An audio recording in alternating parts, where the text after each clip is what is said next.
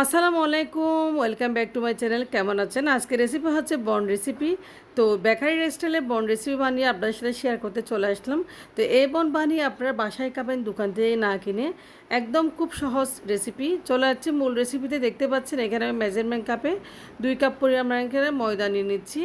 তো আপনারা চাইলে আটা দিয়েও বানাতে পারেন, কোনো সমস্যা নেই। আটা দিয়েও এই বন বানানো যায়। তো দিয়েছি কিছুটা কালো জিরা সামান্য পরিমাণে। তো বনে কালো জিরা দিলে সেটা ভালো লাগে। আর দিয়েছি 1.5 টেবিল চামচ পরিমাণে ইস্ট, অবশ্যই ইস্টটা ব্যবহার করবেন। আর দিয়েছি মেজারমেন্ট কাপে 1 কাপ পরিমাণ চিনি, যেহেতু বন একটু মিষ্টি হলে খেতে ভালো লাগে। আর এই পর্যায়ে দিয়েছি আমি এখানে লবণ পরিমাণ মতো। তো লবণ অবশ্যই দিবেন। তো সবগুলো উপকরণ একসাথে দিয়ে আমি এখন হাত দিয়ে একটু মেখে নেব। দেখতে পাচ্ছেন আমি সবগুলো উপকরণ একটু মিক্স করে নিচ্ছি এ পর্যায়ে। তো মিক্স করা হয়ে গেছে, দেখতে পাচ্ছেন খুব সুন্দর করে চিনিটা আমি ময়দার সাথে ভালো করে মিক্স করে নিচ্ছি। এই পর্যায়ে আমি লিকুইড 1 কাপ গরুর দুধ নিয়েছি আগে থেকে জাল করে। এই গরুর দুধ দিয়ে একটা ডো রেডি করে নেব, দেখতে পাচ্ছেন বন বানানোর জন্য। তো অল্প অল্প গরুর দুধ দিয়ে আমি বন বানানোর জন্য ডোটা রেডি করে নিয়েছি। আর দুধ দিয়ে ডোটা রেডি করলে খেতে বনটা অসাধারণ লাগে। তো দেখতে পাচ্ছেন আর অল্প পরিমাণ আমি দুধ দিয়ে দিয়েছি। এই একটা ডো হয়ে গেছে, রেডি হয়ে গেছে। এই ডোটা আমি এখন 30 মিনিটের জন্য রেস্ট রেখে দিব। তো 30 মিনিট রেস্ট রেখেছি। 30 মিনিট পরে আমি আবারও ফিরে চলে আসলাম। দেখতে পাচ্ছেন ডোটা ফুল একদম ডাবল হয়ে গেছে। বনের জন্য পুরোপুরি পুরোপুরি একটা সঠিক পরিমাণের একটা ডো হয়ে গেছে। তো এই পর্যায়ে এই ডোটা থেকে আমি লেচি কেটে কেটে একটা একটা গোল গোল শেপ দিয়ে আমি বন বানিয়ে নেব।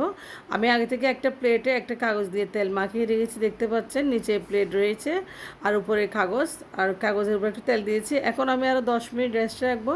তো 10 মিনিট পর চলে আসলাম, দেখতে পাচ্ছেন বনগুলো প্রায় একটু একটু ফুলে উঠেছে। এই পর্যায়ে আমি চলে যাবো সরাসরি চুলায়। তো চুলায় আমি আগে থেকে একটা হাঁড়িতে আমি কাগজ এবং একটা স্ট্যান্ড বসিয়ে রেখেছি এবং হাঁড়িটাও গরম করে রেখেছি।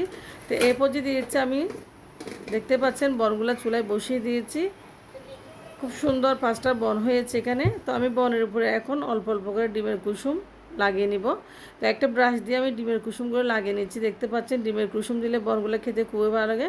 তো ডিমের কুসুম লাগানো হয়ে গেছে। আমি এ পর্যায়ে ঢাকনা দিয়ে ডেকে বনটা 30 মিনিটের জন্য আমি রান্না করে নেব। আমি বনটা আজকে চুলায় বেক করতেছি, আপনারা চাইলে ওভেনও করতে পারেন। 30 মিনিট পরে চলে আসছি, দেখতে পাচ্ছেন বনের কালারটা কী সুন্দর হয়েছে একদম।